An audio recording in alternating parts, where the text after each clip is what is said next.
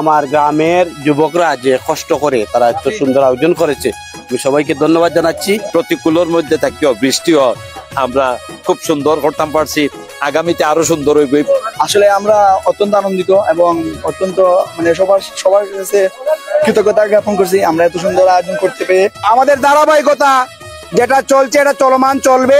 আমার বয়স আজকে 72+। তো আজকে জীবনের শেষ লগ্নে দাঁড়িয়ে যখন দেখলাম যে ঈদগাহটা পরিপূর্ণ হওয়ার পরে রাস্তার মধ্যে অসংখ্য লোক নামাজ পড়তেছে, আমার খুব আনন্দ বোধ করতেছি যে এলাকা। আজকে পীরপুর গ্রামকে ধন্যবাদ যে তারা একটি লাইটিং করছে, সারা ঈদগাহ রাস্তা জুড়ে একটি লাইটিং করছে।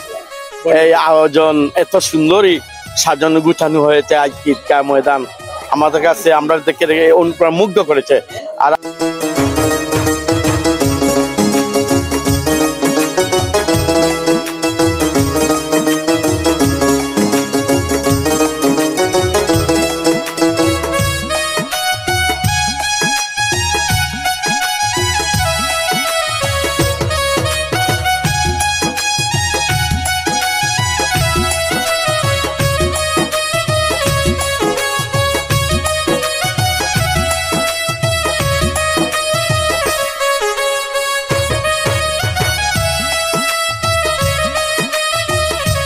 আমার বয়স আজকে 72+, উপরে।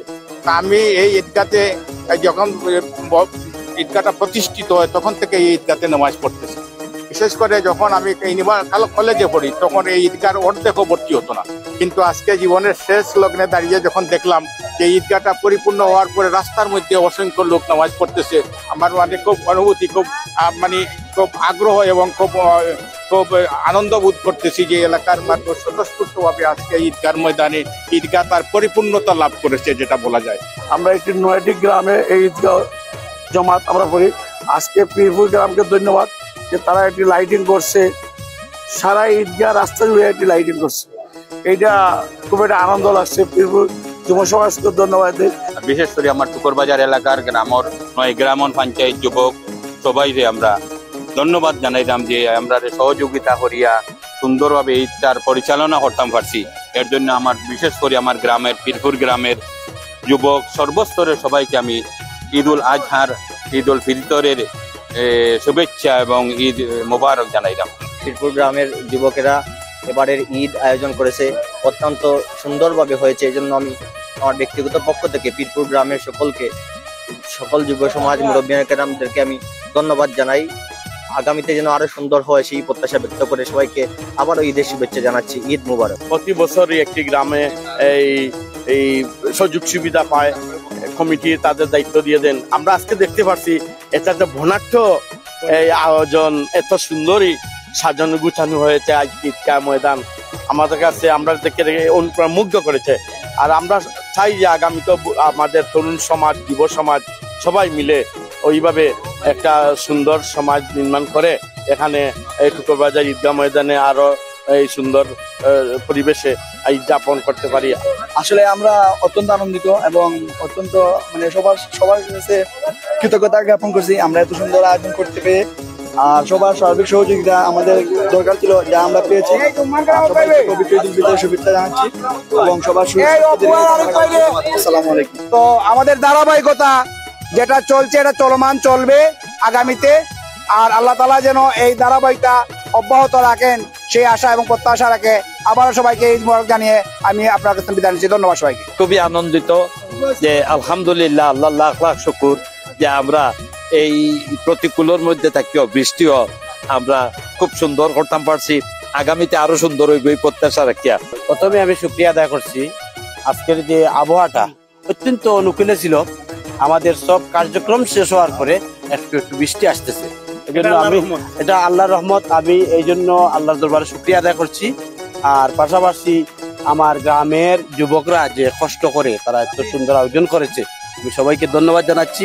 আগামীতেও আমরা যে কোনো কাজে আমাদের গ্রামের সবাই একত্রিত হয়ে যুবকরা মিলেমিশে কাজ করব এবং সুন্দর একটা দেশকে উপহার দিব।